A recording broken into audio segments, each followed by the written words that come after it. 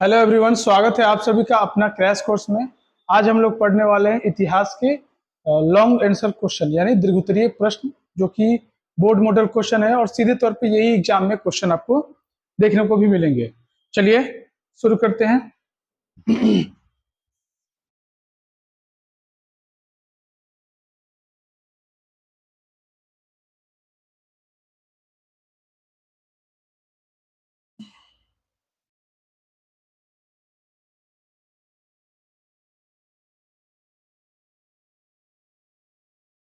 ठीक है, हम लोग का पहला क्वेश्चन है, महाभारत कालीन भारतीय सामाजिक जीवन की प्रमुख विशेषताओं पर निबंध लिखना है। यानी महाभारत के समय में जो यहाँ पर कैसी यहाँ पे कल्चर था और सब कुछ, यानी कैसी सांस्कृतिक व्यवस्था थी, कैसी राजनीतिक व्यवस्था थी, कैसे लोग रहन सहन करते थे, सब चीज के बारे में आपको क्या करना है, एक छोटा सा आपको इस पर निबंध लिखना है यानी लेख लिखना है।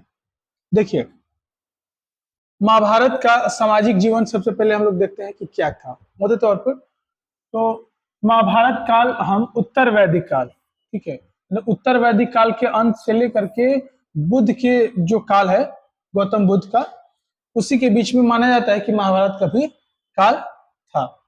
इस काल के समाज पर आधारित पारिवारिक जीवन थी, मतलब जो भी इस समय की जो अति थी, मतलब समाज थी, वो पारिवारिक जीवन पर थी। ऐसा नहीं कि उस समय ऐसा नहीं था कि मतलब कि ये हमको बहुत बड़ा उद्योगपति बनना है या बहुत बड़े पैसे वाला बनना है, ऐसा कुछ नहीं था। अपना घर परिवार बढ़िया से चले, समाज में इसकी सबसे ज्यादा इंपॉर्टेंस थी। हाँ, उस समय भी थी कि अपने साम्राज्य को कैसे बड़ा करना है, युद्ध करके या जैसे करके, लेकिन मतलब यही व्यवस्था थी, मतलब सामाजिक व्यवस्था थी। ठीक है, और संयुक्त परिवार हुआ करता था। ठीक है, और घर का जो हेड होते थे वो कौन होते थे? वो पिताजी होते थे, और पिता कठोर होते थे, जिनके चलते क्या हो चलता था, भाई बहन जो भी उनकी पुत्री पुत्र, सबको ही ना क्या होता था कि उनके उनसे डरता था। इसलिए संयुक्त परिवार अच्छे तरह से चलता भी था। यानी महाभारत काल के जो समय परिवार थी वो कैसी थी? तो संयुक्त परिवार ज्यादा हुआ करती थी। उस समय चार अवस्थाओं को बनाया गया है, जो कि कौन कौन है? देखिए, चार अवस्था। तो पहला है ब्रह्मचर्य। ब्रह्मचर्य का मतलब कि उस समय जो शिक्षा ग्रहण किया जाता था, तो शिक्षा अभी की स्थिति में क्या है, तो अभी मोबाइल से आप देख ले रहे हैं या कहीं कोचिंग कर रहे हैं या कोई कॉलेज जा रहे हैं या स्कूल जा रहे हैं, फिर वापिस आपको घर आ जाते हैं। उस समय पहले क्या होती थी, गुरुकुल हुआ करता था, यानी जहाँ पर गुरु रहते थे और शिष्य लोग वहां पर जाकर रह करके अध्ययन करते थे। ठीक है, यानी घर से दूर रह करके। ठीक है, तो उस समय बताया गया कि ब्रह्मचार्य जीवन जो है आपको बताया गया है, ये आपको उस समय अध्ययन, मतलब पढ़ाई वगैरह करने के लिए है, शिक्षा लेने वगैरह के लिए। और गृहस्थ जो व्यवस्था है, जैसे ही आप अध्ययन कर लीजिएगा तो आप क्या करिएगा, गृहस्थ जीवन में जी आ जाइएगा, मतलब आपका जो पैसा है उसको आप अपनाइएगा, फिर शादी विवाह करके अपना गृहस्थी चलाइएगा। फिर इसके बाद आता है वनप्रस्थ। वनप्रस्थ क्या होता है? जैसे ही गृहस्थ जीवन के बाद सबको एक 25-25 साल में डिवाइड भी कर दिया गया था। फिर अब को लगा कि नहीं, अब संसारिक मतलब कि जितने ये बाल बच्चे जो भी हैं, इनसे अब दूर ही हो जाना चाहिए, क्योंकि सांसारिक मोह माया अब से क्या होनी चाहिए, सबसे दूरी होनी चाहिए। तो आप क्या कर दीजिएगा, घर त्याग कर दीजिएगा। इसी हम लोग इसी को ही बोलते हैं वनप्रस्थ, यानी वन वगैरह में चले जाते थे लोग। फिर इसके बाद एक और होती थी, वो उससे क्या होता था कि मतलब ये 25-25 साल का टर्न ओवर होता था, मतलब 25 साल आपको अध्ययन वगैरह करने के लिए, 25 साल के बाद यानी आपको 50 साल तक ये विवाहित जीवन में रहना है, और 25 साल में क्या करना है इसमें, यानी 75 साल तक आपको वनों वगैरह में भ्रमण वगैरह करना है, और अगले 25 साल अपनी मृत्यु का वेट करना है।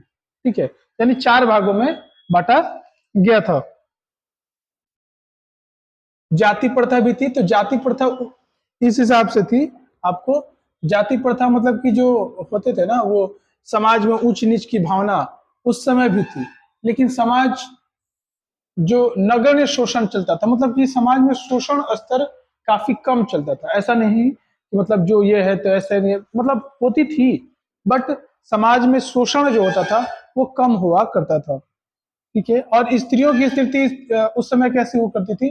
तो स्त्रियों की स्थिति अच्छी भी हुआ करती थी, कुछ हद तक ही अच्छी हुआ करती थी, उतनी बेहतरीन नहीं हुआ करती थी। ठीक है, पुत्रों को ज्यादा अपेक्षा दिया जाता था, क्योंकि राजा पुत्र ही बनते थे, और स्त्री पुत्रियों को उतनी मतलब उतनी ज्यादा भी नहीं किया जाता था। पुत्र सबसे ज्यादा होते थे, उन प्रिय होते थे। ठीक है। और विवाह प्रणाली, तो विवाह प्रणाली भी बहुत सारा होती थी।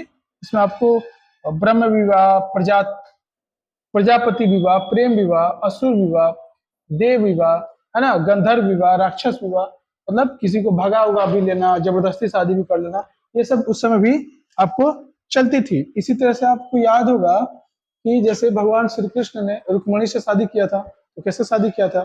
भगा के तो शादी किया था। तो यानी महाभारत काल में स्वयंवर वगैरह की भी चर्चा भी होती है। जैसे आपको अर्जुन वगैरह, अर्जुन के बारे में आपको तो जानते ही होंगे कि मछली की आंख में निशाना लगाना था, तब तब उनके ना वो स्वयंवर में जीते थे याज्ञसेनी को।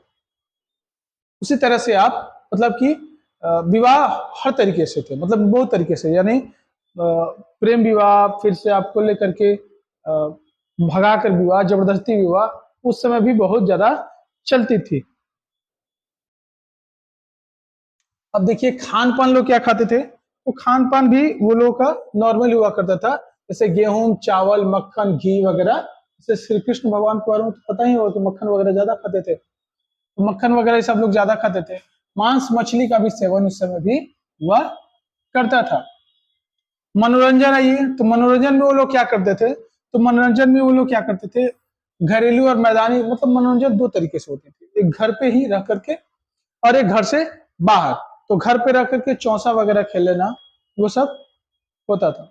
और घर से बाहर में जैसे आपको रथ दौड़ उस समय काफी ज्यादा फेमस था, यानी रथों से दौड़ लगाया जाता था, घोड़ा उसमें रख करके जो पहले आता था, वो सब जो होने थी वो घर के बाहर खेल हुआ करती थी। यानी खेल दो प्रकार की होती थी, एक घर के अंदर होती थी और एक घर से बाहर मैदानी वगैरह, मैदान वाले इलाके में हुआ करती थी।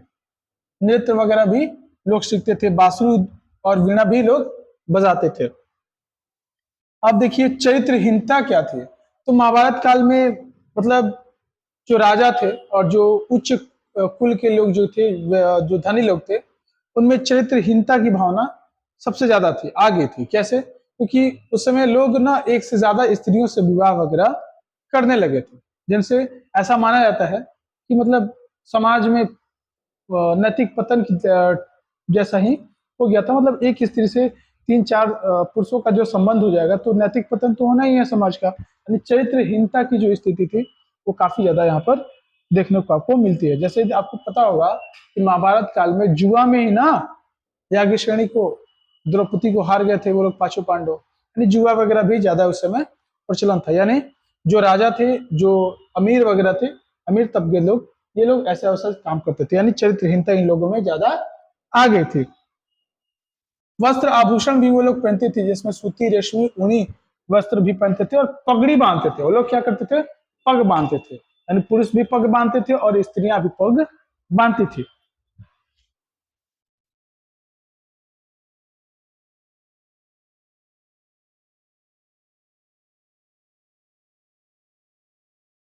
देखिए नेक्स्ट क्वेश्चन है हमारा, जैन धर्म के मुख्य उपदेशों का वर्णन करें। यानी जैन धर्म के जो मुख्य उनका उपदेश था उसके बारे में आपको बताना है। भारतीय समाज पर इसका क्या प्रभाव पड़ा। मतलब देखिए जैन धर्म में जो ये जो महावीर स्वामी हुए, जो कि बिहार से ही हुए थे, ये 24वें तीर्थंकर हुए थे। यानी इससे पहले भी जैन धर्म का स्थापना हो चुका था। लेकिन जैसे ही महावीर स्वामी आए, जिन्हें वर्धमान भी कहा जाता है, जैन धर्म को काफी ऊंचाइयों पर ले गए और लोग देश दुनिया में जैन धर्म को जानने लगा। बहुत अच्छे अच्छे इन्होंने काम भी किया था। देखिए जैन धर्म जो है, शिक्षाएं निम्नलिखित है। क्या क्या शिक्षाएं हैं इसमें, तो सम्यक विश्वास, सम्यक ज्ञान और सम्यक कर्म, तीन चीजों पर जैन धर्म में बल दिया गया। क्या क्या, सम्यक विश्वास, सम्यक ज्ञान और सम्यक कर्म। ठीक है। और क्या कहा गया इसमें, तो अहिंसा पर भी बहुत बल दिया गया है। यानी जैन धर्म में इतने ज्यादा अहिंसा पर बल दिया गया है कि जो इसके मानने वाले लोग हैं, मतलब और जो इसमें जो शादी वगैरह होते हैं, आप लोग टीवी वगैरह पे देखते हुए होंगे, जैन दो भागों में बटा है। ठीक है। तो एक होते हैं श्वेतांबर और एक होता है दिगंबर, है ना। मतलब श्वेतांबर वो लोग होते हैं जो श्वेत वस्त्र धारण करते हैं, और एक दिगंबर होते हैं जो कि नग्न अवस्था में होते हैं। उनकी जो साधु वगैरह होते हैं, आप लोग टीवी वगैरह में देखे भी होंगे, वो लोग जहाँ पे बैठते हैं मोर के पंख से वगैरह से साफ किया जाता है कि कोई कीड़ा वगैरह भी नहीं मर जाए। और वो मास्क तो हम लोग कोरोना में लगाते थे ना, वो लोग ऐसे ही शुरू से लगाते हैं, उन लोगों के साधु की कोई कीड़ा वगैरह मुंह के अंदर न चला जाए, मर ना जाए। मतलब बहुत ज्यादा अहिंसा को वो लोग प्रमोट करते हैं। अहिंसा को तो वो लोग मतलब कि अहिंसा के वो लोग ज्यादा बल देते हैं, यानी हिंसा वो लोग नहीं चाहते हैं। जैन धर्म का पालन करने के लिए 5 महाव्रत रखे गए हैं। कितने महाव्रतों की रचना की गई है? तो 5। क्या क्या की है? तो अहिंसा, सत्य, चोरी ना करना, ब्रह्मचर्य और अपरिग्रह। क्या क्या रखी गई है? तो अहिंसा यानी आप हिंसा नहीं कर सकते हैं, और असत्य यानी आप सच बोल सकते हैं, और चोरी न करना, चोरी आपको नहीं करना है, ब्रह्मचर्य जीवन जीना है, और अपरिग्रह भी आपको, यानी ये 5 चीजों को फॉलो करना एकदम सख्त क्या है, अनिवार्य किया गया है जैन धर्म में।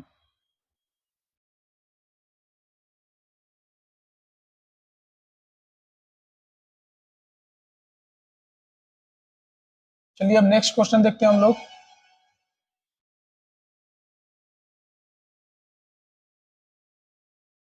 नेक्स्ट क्वेश्चन है, जैन धर्म की सफलता के कारणों का दर्शाया, मतलब कि जैन धर्म क्यों सफल हुआ। देखिए, महावीर स्वामी जैसे ही आए जैन धर्म में, तो जैन धर्म की स्थापना तो पहले हो चुकी थी, लेकिन इन्होंने क्या किया कि अपनी बोलचाल की जो भाषा है, जो लैंग्वेज थी, उसमें प्रचार वगैरह करना चालू कर दिया। ठीक है, और उस समय क्या हो रहा था कि हिंदू धर्म, जो कि सनातन धर्म जिसको हम लोग बोलते हैं, वो मतलब इसमें बहुत बुराइयां आ गई थी।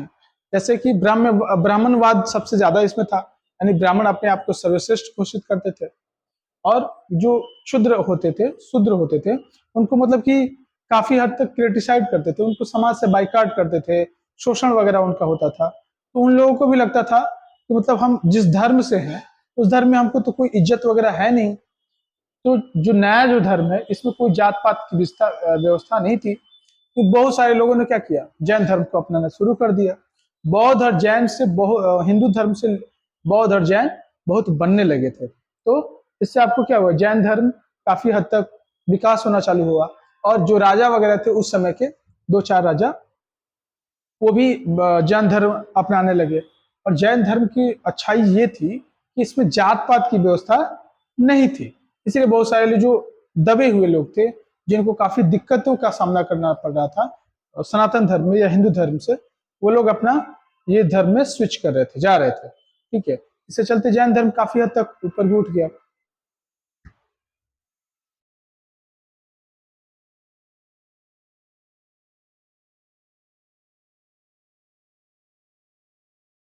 चलिए नेक्स्ट क्वेश्चन है, जैन धर्म के पतन के कारणों का बताइए, यानी जैन धर्म पतन कैसे हो गया, यानी इसका समापन कैसे कैसे हुआ।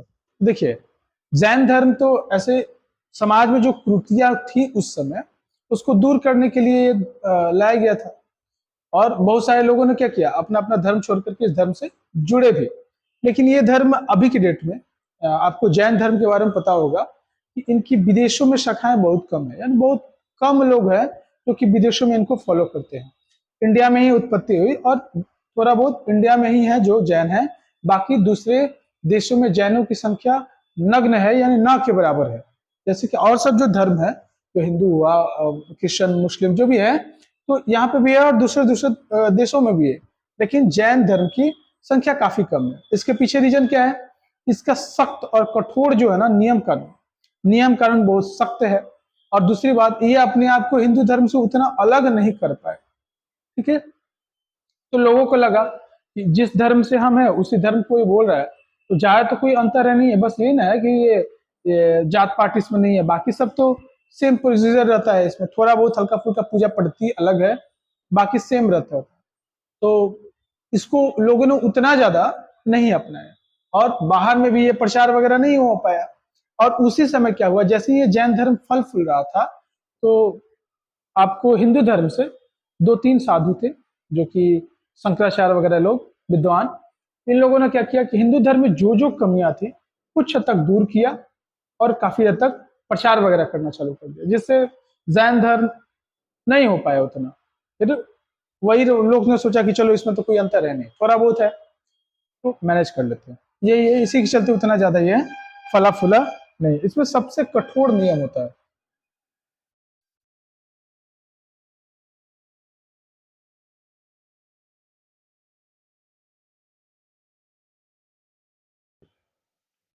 नेक्स्ट क्वेश्चन देखते हैं हम लोग। नेक्स्ट है, गौतम बुद्ध के जीवन और उपदेशों का वर्णन करिए। यानी गौतम बुद्ध के बारे में आपको बताना है। देखिए, गौतम बुद्ध जो है शाक्य कुल के क्षत्रिय थे, है ना। उनका जन्म कहाँ हुआ था? तो नेपाल के लुम्बिनी में हुआ था। ठीक है। उनके पिता का नाम क्या था? सुधोधन था। ठीक। कपिल वस्तु के वो क्या थे? राजा थे। कौन? सुधोधन। जैसे ही इनकी जन्म कुंडली दिखाई गई, जन्म कुंडली में पता चला कि ये साधु सन्यासी रहेंगे। तो इनके पिताजी ने क्या किया, गौतम बुद्ध के कम उम्र में ही, पहले तो बहुत कम उम्र में शादी वगैरह हुआ करती थी, तो कम उम्र में इनकी शादी करा दी। शादी तो करा दी, इनसे एक लड़का भी हुआ, क्योंकि क्वेश्चन पूछता भी है। इनके लड़का का नाम क्या था? राहुल। क्या नाम है उनका? राहुल था। तो शादी वगैरह हो गया, बच्चा भी हो गया। जैसे ये अपने एक बार इनको मतलब कि राज दरबार से जो होता है उससे बाहर जाने ही नहीं देते थे इनके पिताजी। एक बार ये भ्रमण करने के लिए निकले गौतम बुद्ध। इनको 3 आदमी मिले। कौन कौन मिले? क्वेश्चन आपको ये भी आती है कि गौतम बुद्ध को 3 आदमी कौन कौन मिले थे। तो एक वृद्ध आदमी मिला था, एक मृत शव मिला था, और एक बीमार आदमी मिला था। तो जो इनके साथ जा रहे थे उनसे पूछे कि भाई ये कौन है? तो ये बीमार है। तो कैसे बीमार होता है? भाई शरीर है, सबका तबीयत खराब होता है, बीमार सबको पड़ता है। ओ अच्छा। फिर आगे कुछ दूर गए तो पता चला कि ये कौन है? तो ये वृद्ध आदमी था। मतलब ये वृद्ध आदमी कौन होता है? मतलब हम लोग जो है जन्म लेते हैं, जन्म लेने के बाद सब कोई को वृद्ध होना है, और तब सब कोई की वृद्ध तो सबको ही होना है, यानी बूढ़े सबको ही होंगे। बोले कि अच्छा। फिर आगे गए थोड़ी देर तो किसी का शव वगैरह जा रहा था, तो बोले ये क्या है? तो ये मर गया है, ये बूढ़ा हो गया, मर गया। तो बोले कि जब जीवन में कुछ है नहीं, सबको ऐसे ही जाना है, सबको तबीयत खराब होता ही है, सब बूढ़े होंगे ही और सब जाएंगे ही, तो इस जिंदगी में ऐसा कुछ नहीं है, चलो भाई हम क्या करेंगे, संन्यास चाहेंगे। तो उन्होंने अपने बड़े भाई से आज्ञा लेकर के वो क्या किए, 29 वर्ष की अवस्था में वो अपने घर को त्याग दिए, घर छोड़ दिए थे। घर छोड़ने की घटना को बोला जाता है, क्वेश्चन आपको आती है, ध्यान से देखिएगा, महाभी निष्क्रमण। क्या बोलती है? महाभी निष्क्रमण बोला जाता है घर छोड़ने की घटना को। जैसे ये छोड़े, इन्होंने बहुत सारे गुरुओं से शिक्षा वगैरह ली, जाकर के लेटेस्ट में इनको 35 वर्ष की उम्र में, कितना? तो 35 वर्ष की उम्र में इनको बुद्ध पूर्णिमा के दिन गया में फाल्गु नदी के किनारे पीपल के वृक्ष के निकट इनको ज्ञान की प्राप्ति हो गई। उस दिन से इनको लोग बुद्ध कहने चालू कर दिए। ठीक है। तो और ये ज्यादा फेमस हो गए। इन्होंने अपना धर्म बनाया जिसका नाम क्या था? बौद्ध धर्म। और ये लगभग 45 वर्षों तक अपने धर्म के प्रचार वगैरह किए। और इनकी मृत्यु जो है आपको 483 ईसा पूर्व में उत्तर प्रदेश के कुशीनगर में हो गई थी। यानी क्वेश्चन आपको ऐसे वन लाइनर भी बन सकते हैं कि गौतम बुद्ध का जन्म कब हुआ था? तो 563 ईसा पूर्व में। गौतम बुद्ध का जन्म कब हुआ था? तो 563 ईसा पूर्व में। कहाँ हुआ था? तो लुम्बिनी में हुआ था। ठीक है। इनके पिता का नाम क्या था? तो सुधोधन था। इतना क्वेश्चन हो गया। इनके बेटे का नाम क्या था? तो राहुल था। ठीक है। ये कब घर से छोड़ के चले गए थे? तो 29 वर्ष की अवस्था में घर से चले गए, और 35 वर्ष यानी 6 वर्षों के बाद इनको ज्ञान की प्राप्ति हो गई। ज्ञान की प्राप्ति कहाँ हुई? तो गया में फाल्गु नदी के किनारे इनको ज्ञान की प्राप्ति हो गई। और ये लगभग 45 वर्षों तक अपने धर्म का प्रचार वगैरह किए, और 483 ईसा पूर्व में उत्तर प्रदेश के कुशीनगर में इनकी क्या हो गई? मृत्यु हो गई। आगे चल करके बौद्ध धर्म 2 भागों में बट गई, हीनयान और महायान के नाम से चलती है। चलिए नेक्स्ट क्वेश्चन देखते हैं हम लोग। नेक्स्ट क्वेश्चन है, बौद्ध धर्म के पतन के कारणों को लिखिए। देखिए, बौद्ध धर्म भी बहुत अच्छी थी। ये भी धर्म का उत्पत्ति और विकास कैसे हुआ? जो सनातन धर्म, जो भी हिंदू धर्म था, उसमें जो जो बुराइयां थी, ब्राह्मणवाद वगैरह आ गया था, जात पात ज्यादा थी, और जो निम्न जाति के लोग थे, छोटे जाति के जो लोग थे, उनको काफी ज्यादा शोषण किया जाता था। तो बौद्ध धर्म में ये जात पात की व्यवस्था नहीं थी। बहुत सारे लोगों ने क्या किया, वो ये धर्म को छोड़ करके उस धर्म को अपनाना शुरू कर दिया। और बहुत सारा राजा उजा का भी इस पर विशेष ध्यान था, और बहुत सारे राजा ने भी बौद्ध धर्म को अपना लिया था। तो अच्छे खासे चल रहा था। जैसे ही आपको इसमें क्या क्या बुराइयां आने चालू कर दी, जैसे ही गौतम बुद्ध के जीवन काल में ही बौद्ध मठ बनाया गया था। यानी उसमें बोला गया कि मठ रहेंगे, इसमें जो साधु वगैरह बनते हैं बौद्ध धर्म से रिलेटेड, वो लोग यहाँ पर आकर के अपना साधु बनेंगे और समाज को अपना 100% देंगे। फिर उसमें क्या था कि सिर्फ पुरुष ही अलाउ थे, महिलाएं उसमें अलाउ नहीं थी। तो उनका एक शिष्य हुआ करता था गौतम बुद्ध का, जिसका नाम था आनंद। क्या नाम था? आनंद। आनंद ने काफी रिक्वेस्ट किया कि गौतम महाराज जी, क्या कीजिए कि इसमें स्त्रियों को भी प्रवेश करने दीजिए। इन्होंने बोला कि देखियो, तुम कह रहे हो तो हम कर दे रहे हैं, लेकिन ये ज्यादा दिन तक ये संस्था चलेगी नहीं। जब स्त्रियां आ जाएंगी तो इसमें कुरीतियां आ जाएंगी, है ना। तो सबसे पहले जो क्वेश्चन आता है ऐसे ही कि सबसे पहले बौद्ध धर्म से स्त्रियों में किसने इसमें भाग लिया था, शिक्षा ग्रहण किया था? तो इनकी जो माता थी, सौतेली माता थी, जो कि मौसी थी, वो बनी थी। और एक नृत्यांगना थी, यानी एक डांसर थी, वैशाली नाम की, वो इसमें भी भाग ली थी। फिर धीरे धीरे चलते गया, समय बीतते गया। जैसे बौद्ध धर्म की चतुर्थ बौद्ध संगतियां हुई, यानी कुंडल वन में हुई थी कनिष्क के शासन काल में। तो उस समय बौद्ध धर्म दो भागों में बट गया था, और लोगों में काफी ज्यादा रूमर और मतलब सच्चाई भी थी हद तक। काफी ज्यादा इसमें त्रुटियां आ गई थी इसके धर्मों में। जो भी मठाधीश जो ग्रंथ थे, वहां पे सुख वगैरह आराम की जिंदगी जीने लगे। ऐसा तो साधु के लिए नहीं बनाया गया था। और उसमें स्त्रियां होने जाने के बाद ये काम वासना में वो ज्यादातर वो लोग डूबना चालू कर दिए। यानी वो उनका जो काम था कि समाज के लिए जो करना है या जैसे करना है या सिद्धि वगैरह करना है, अपना पूजा पाठ जो भी पद्धति है वो करना है, वो छोड़ करके काम जो है ना, वो काम वासना में वो लोग डूब गए। इससे समाज में गलत मैसेज फैला, और जिससे ये धर्म भी हद तक रुक गया। और हिंदू धर्म से जो भी शंकराचार्य है और रामानुजाचार्य है, बहुत से बड़े विद्वानों ने भी इस पे क्या हो गया, हिंदू धर्म पतन हो रहा था। बहुत सारे विद्वानों ने क्या किया, उसका रोकथाम अपना किया, अपना सुधारक वगैरह करके दक्षिण से, कोई उत्तर भारत से भक्ति रूप से, कोई गायन के रूप से उसको भी कंट्रोल कर लिया कि अब लोग जो है इसमें ना जाए। तो ऐसे ऐसे करते करते बौद्ध धर्म भी सिमट गया। लेकिन जैसे ही आपको अशोक वगैरह के समय आप पढ़े होंगे, तो अशोक भी बौद्ध धर्म को मानता था। कलिंग युद्ध के बाद इसने बौद्ध धर्म को अपना लिया था।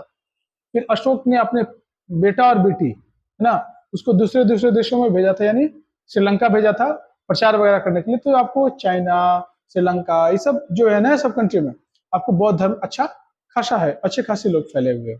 ठीक है। जैन के कंपेयर बौद्धों की संख्या ज्यादा है, लेकिन उतनी ज्यादा ये नहीं हो गया, ये फेल्यूर हो गया।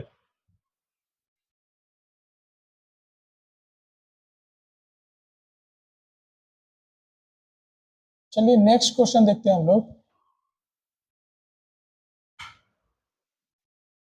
नेक्स्ट क्वेश्चन है, 6ठी शताब्दी ईसा पूर्व में भारत की राजनीतिक अथवा महाजनपदों का परिचय दे।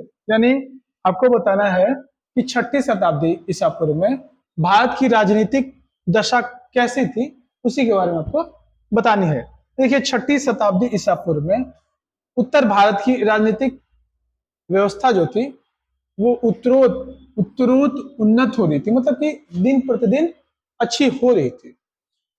वैदिक काल में कबीलों या जनपदों का महत्व हुआ करता था। ये जो कबीले वगैरह होते थे, आर्य वगैरह जो लोग आए थे, उनका महत्व काफी ज्यादा था। उन लोगों ने क्या किया कि बहुत सारे आपको महाजनपदों का निर्माण हुआ। यानी महाजनपदों की संख्या कितनी हुई, तो 16 महाजनपद का निर्माण हुआ। देखिए कौन कौन है 16 महाजनपद, वो देख लीजिए। तो कौन कौन है आपको, अंग है, मगध है, काशी है, कौशल है, ब्रिज है, मल्ल है, चेदी है, वत्स, करु, पंचाल, मत्स्य, सुरसेन, अस्मक, अवनति, गंधार और कंबोज। यानी 16 महाजनपदों का निर्माण हुआ और भी छोटे छोटे राज भी बने जिन्हें हम लोग गणराज भी बोलते हैं, और 10 गणराज का भी निर्माण हुआ करता था। तो देखिए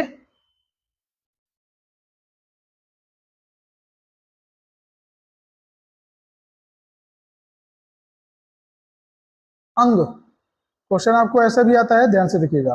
अंग जो है, अंग जो बना, तो अंग जो कहा था, ये मगध के पूर्व में स्थित था, है ना, और इसकी राजधानी जो थी वो चंपा थी। कहाँ थी? चंपा नगरी। यहाँ पे सांस्कृतिक सभ्यताएं वगैरह भी हुआ करती थी, इसी के लिए फेमस था। नेक्स्ट आता है आपका मगध। मगध जो है ये शक्तिशाली साम्राज्य हुआ करता था, ठीक है, और इसकी राजधानी आपको कहाँ थी? तो गिरी, राजगिरी में थी। कहाँ थी? राजगिरी में थी, मगध के। तो क्वेश्चन आपको ऐसे भी आता है, आप लोग क्या कीजिएगा कि अंग, मगध, चंपा, जो भी 16 जो जनपद हैं, उनकी राजधानी को एक कॉपी में नोट कर लीजिएगा और उसको एक बार याद कर लीजिएगा। वन लाइनर में आपको एक क्वेश्चन सीधे तौर पे क्वेश्चन आपको आते हैं, ठीक है।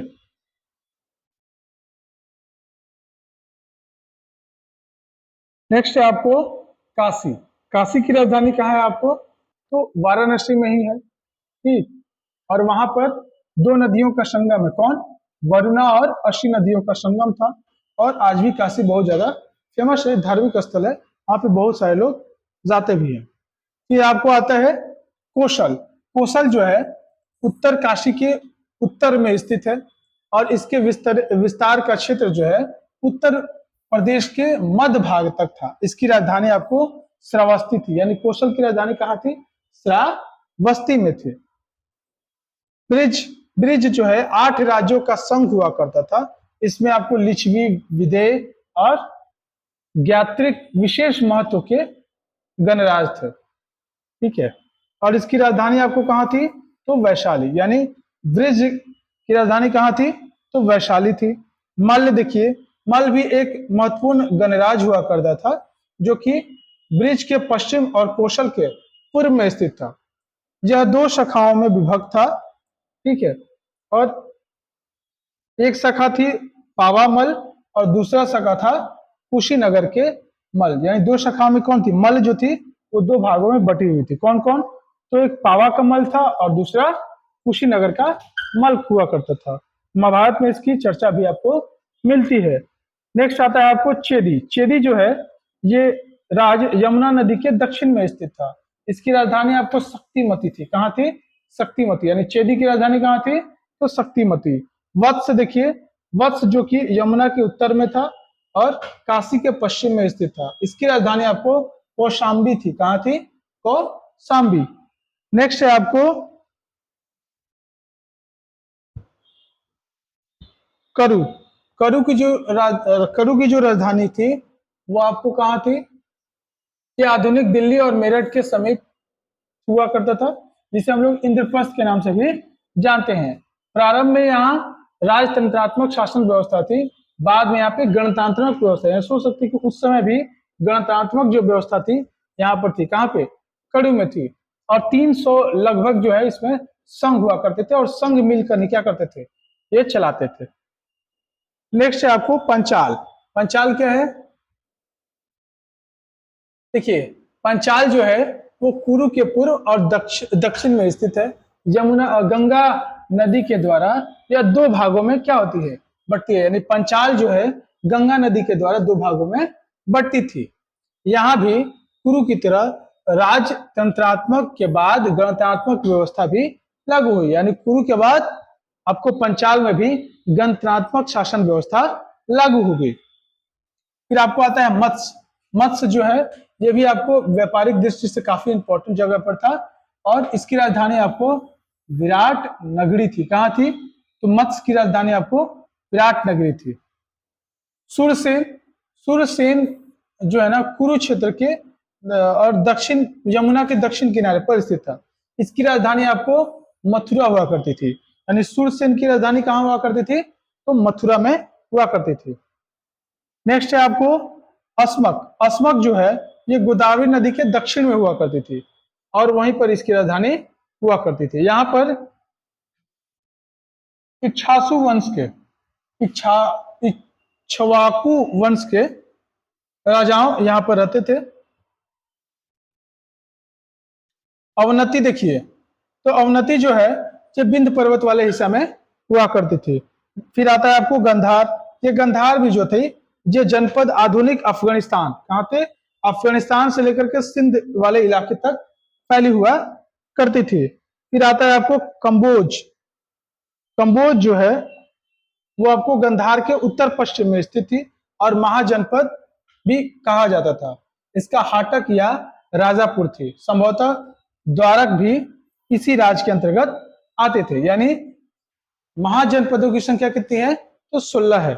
और गणराज, छोटे छोटे जो राज्य थे जिन्हें हम लोग गणराज बोलते हैं, उनकी संख्या कितनी थी, 10, और महाजनपदों की 16। ठीक है, चलिए नेक्स्ट क्वेश्चन देखते हैं हम लोग।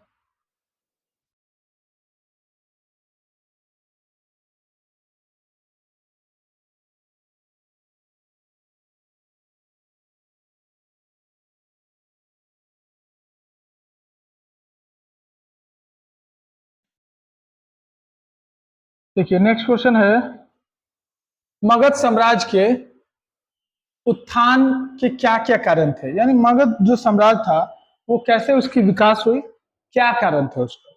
देखिए पहले तो था कि 6ठी शताब्दी ईसा पूर्व में महाजनपदों में अंततः मगध एक साम्राज्यवादी ताकत के रूप में उभरा। यानी 6ठी शताब्दी में मगध जो है काफी शक्तिशाली राज्य हुआ करता था, उभरा। बिंबिसार, अजातशत्रु, महापद्म नंद जैसे पराक्रमी राजा मगध की उत्कृष्ट भूमिका निभाई। यानी मगध को मगध बनाने में इन राजाओं का काफी अहम योगदान था। किनका, बिंबिसार, अजातशत्रु और आपको महापद्म नंद की इनकी भूमिका काफी थी। 321 ईसा पूर्व तक इसने एक विशाल साम्राज्य का रूप धारण कर लिया। यानी जैसे 321 ईसा पूर्व आया उस समय तक ये बहुत बड़े पावरफुल, यानी मगध से पूरे एरिया पर राज हुआ करता था। यानी काफी ज्यादा शक्तिशाली राज बनकर उभर गया था। पहला इसके उभरने का रीजन क्या था, तो लोहे का भंडार। यानी मगध वाले जो इलाका है वहां पर लोहे के अच्छे खासे भंडार मिले। तो लोहे के भंडार मिलने से क्या हो गई कि जो कृषि में काम करने वाले हथियार बनाने वाले औजार वगैरह है आसानी से बनना चालू हो गई। लोहे की बर्तन वगैरह बनने लगे, लोहे से आपको तलवार वगैरह हथियार वगैरह भी बनने लगे। तो यानी उत्थान के लिए अलग लेवल तक पहुंचाने में सबसे ज्यादा योगदान किसका था, तो लोहे का भंडार का था। और इसमें क्या थी, तो आपको सामरिक दृष्टिकोण से महत्वपूर्ण स्थानों पर राजधानी, यानी मगध का जो लोकेशन है ना वो इसकी सबसे ज्यादा इंपॉर्टेंट थी, क्योंकि वो उसकी राजधानी कहाँ थी मगध की, तो राजगिरी थी, जो कि चारों तरफ से पहाड़ों से घिरा हुआ करता था, है ना। तो सुरक्षा भी था, यानी वहां पे राजा रहते थे और काफी अच्छा खासा वातावरण माहौल रहता है। फिर क्या थी, तो हाथियों की खास उपयोग की सुविधा, यानी हाथी के खास सुविधा थी। यानी हाथी मगध साम्राज्य के पास हाथी बहुत हुआ करती थी। ठीक है, जैसे चंद्रगुप्त मौर्य भी आया था तो वो 5000 हाथी गिफ्ट में दिया था।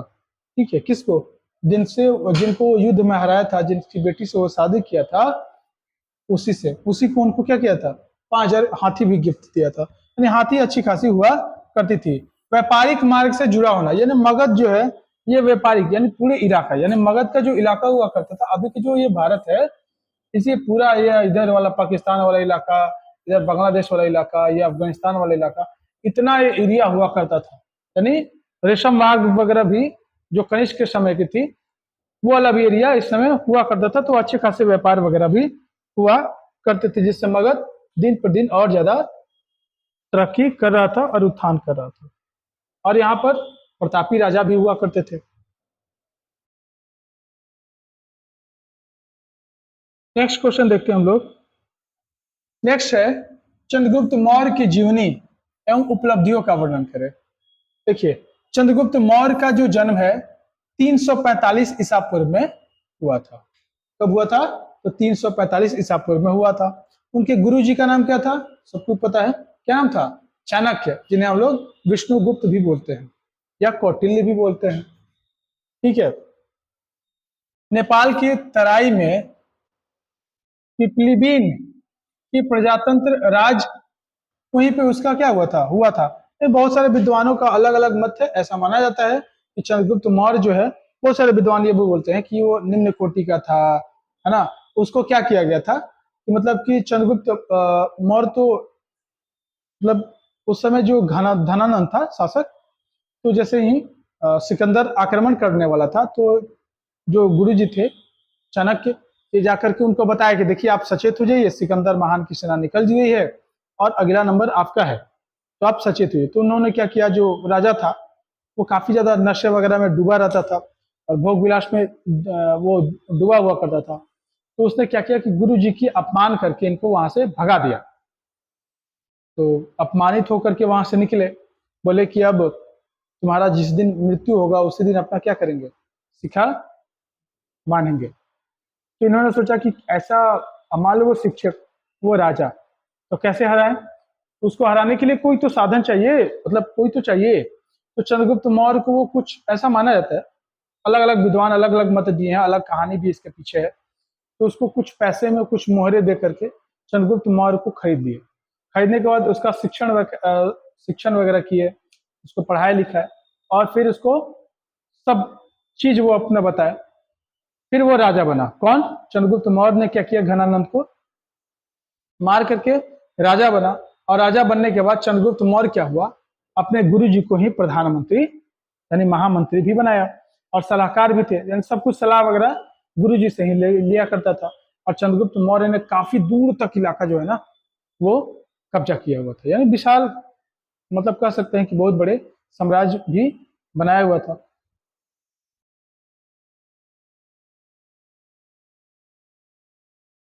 चलिए आज के लिए इतना ही, मिलते हैं नेक्स्ट क्लास में, तब तक के लिए धन्यवाद।